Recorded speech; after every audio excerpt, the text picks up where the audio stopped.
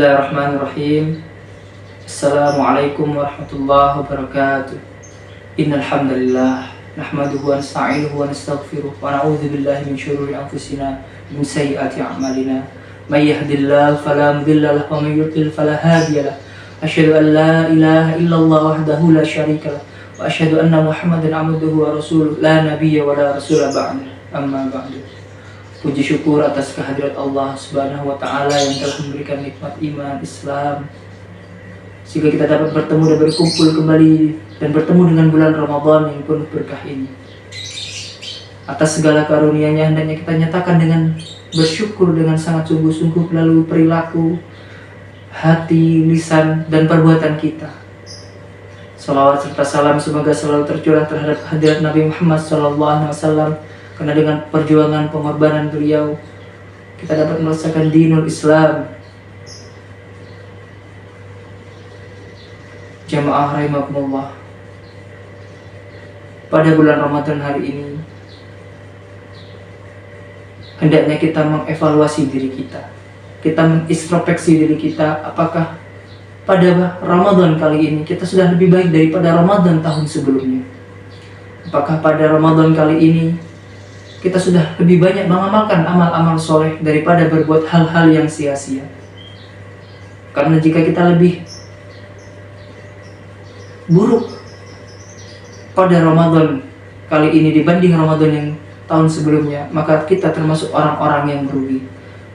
Karena tidak semua orang dapat berjumpa kembali dengan bulan Ramadan. Karena bulan Ramadan adalah salah satu bulan yang mulia, bulan haram yang Allah muliakan di antara bulan-bulan yang lain. Pada bulan Ramadan Allah menggandakan seluruh amal perbuatan dan Allah belenggu setan-setan agar tidak mengganggu umat muslim selama bulan Ramadan. Betapa mulianya bulan Ramadan sehingga Allah bahkan telah mewajibkan umat Islam berpuasa, sebagaimana firman Allah dalam surat Al-Baqarah ayat 183. A'udzubillahi minasyaitonirrajim. Bismillahirrahmanirrahim. Ya ayyuhalladzina amanu kutiba 'alaikumusiyam kama kutiba 'alal ladzina min qablikum la'allakum tattaqun. Wahai orang-orang yang beriman, diwajibkan atas kamu berpuasa sebagaimana berpuasanya orang-orang terdahulu sebelum kamu. Tujuannya adalah la'allakum tattaqun, agar menjadi insan, pribadi yang bertakwa, yaitu melaksanakan semua perintah Allah dan menjauhi segala larangannya. Itu adalah takwa.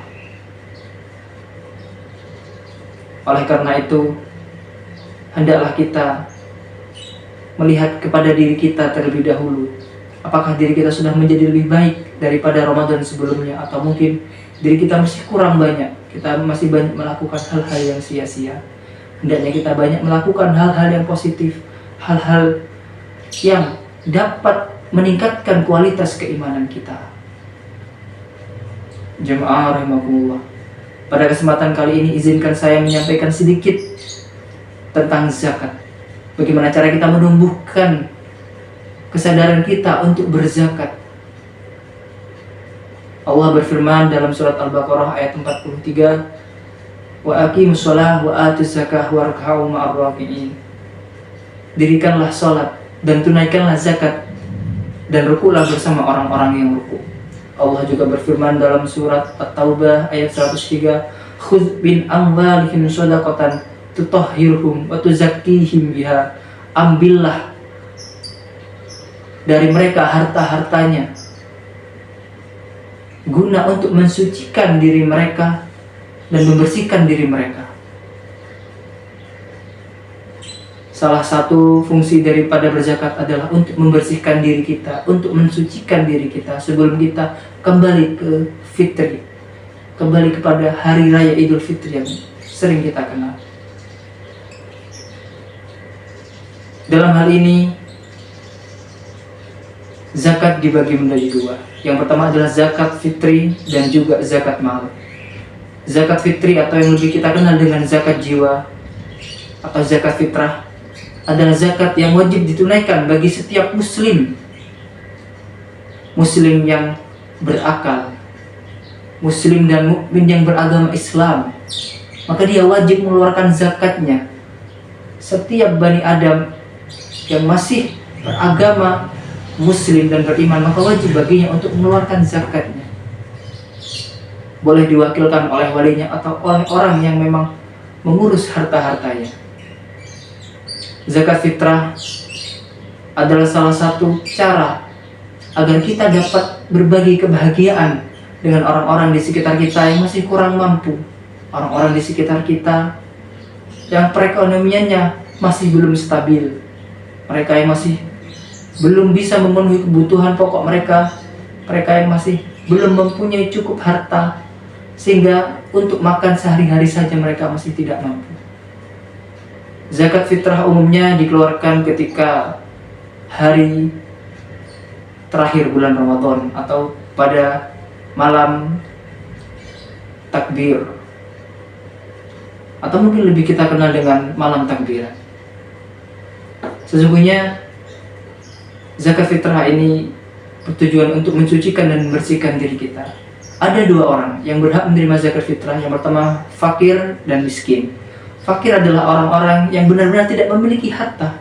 Mereka tidak mampu secara ekonomi untuk membiayai diri mereka sendiri, untuk memenuhi kebutuhan pokok mereka sendiri. Mereka benar-benar tidak memiliki apa-apa, adalah orang yang fakir. Kemudian adalah orang yang miskin. Mereka hanya mempunyai sedikit harta, tetapi mereka juga masih kesusahan dalam memenuhi kebutuhan mereka. Maka itu adalah dua orang yang berhak untuk menerima zakat. Itu termasuk zakat fitrah. Yang kedua adalah zakat mal. Zakat mal atau yang kita kenal dengan zakat harta.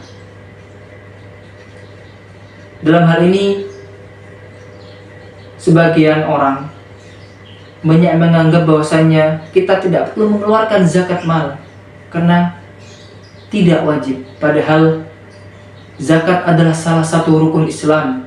Sebagaimana sholat yang wajib untuk dilaksanakan, maka zakat wajib untuk ditunaikan. Kenapa demikian? Karena adalah salah satu rukun Islam. Oleh karena itu, zakat mal wajib untuk kita tunaikan. Adapun orang-orang yang harus mengeluarkan zakat mal, salah satu syaratnya adalah harta yang mereka miliki adalah harta yang sah, yang mereka peroleh dengan cara yang halal, dengan cara yang Allah ridhoi. Harta tersebut adalah kepemilikan mereka sendiri, bukan atas kepemilikan orang lain.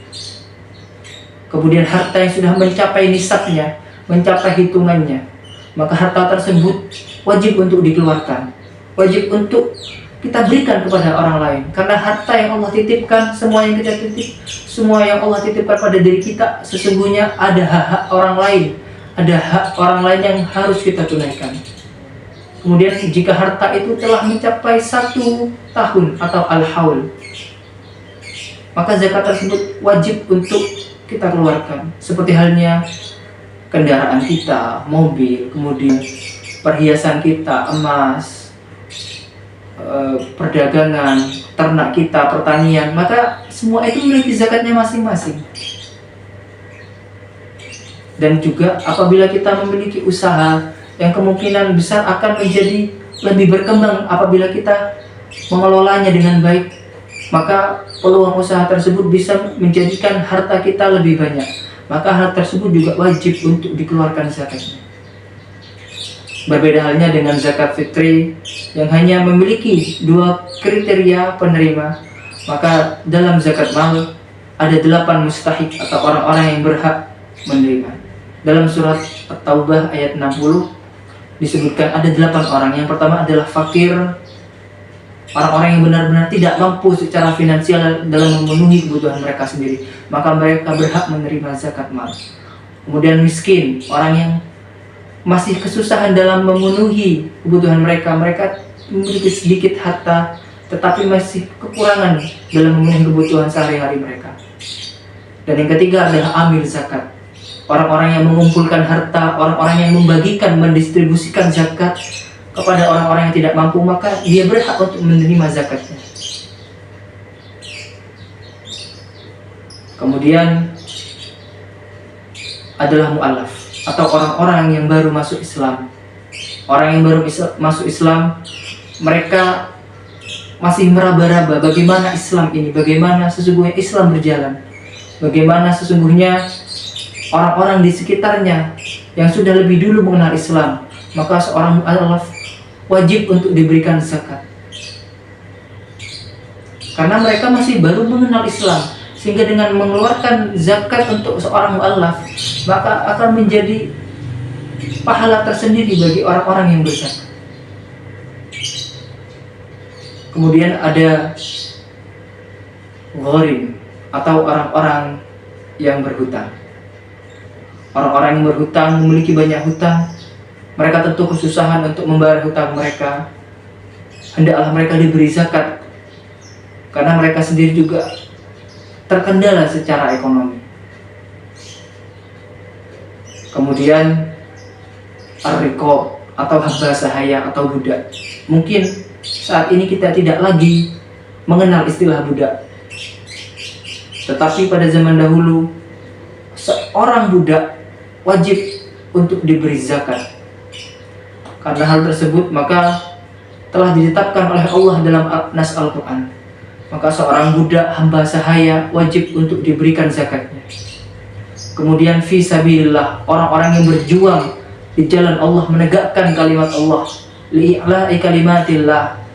Seperti hanya saudara-saudara kita yang ada di Palestina, saudara kita yang ada di Gaza, mereka berhak untuk menerima zakat. Mereka berhak untuk menerima bantuan dari kita. Sedikit harta kita bagi mereka adalah sangat berarti. Maka orang-orang yang berjuang di jalan Allah, hendaklah kita mengeluarkan zakat bagi mereka. Karena hal tersebut sudah digariskan dan ditetapkan oleh Allah, maka hendaknya kita mengeluarkan zakat sesuai dengan kemampuan kita. Kemudian yang terakhir adalah Ibnus Sabil atau orang-orang yang berada dalam perjalanan. Dari 8 golongan yang berhak menerima zakat, hendaknya kita mengeluarkan zakat sesuai dengan kemampuan diri kita. Apabila kita telah mencapai nisab harta dalam 1 tahun, maka hendaklah kita keluarkan zakatnya. Ternak kita, usaha kita, barang-barang kita, rumah, mobil, hendaknya kita keluarkan zakatnya. Hal tersebut bertujuan untuk mensucikan dan membersihkan diri kita agar kita menjadi pribadi yang lebih baik, menjadi pribadi yang suci dan fitri, sehingga ketika kita kembali kepada Idul Fitri, yaitu melaksanakan salat Idul Fitri sekaligus mengembalikan jati diri kita kembali suci dan bersih. Demikian mungkin yang dapat saya sampaikan. Apabila ada salah kata, itu murni dari saya. Wabillahi taufiq wal hidayah. Wassalamualaikum warahmatullahi wabarakatuh.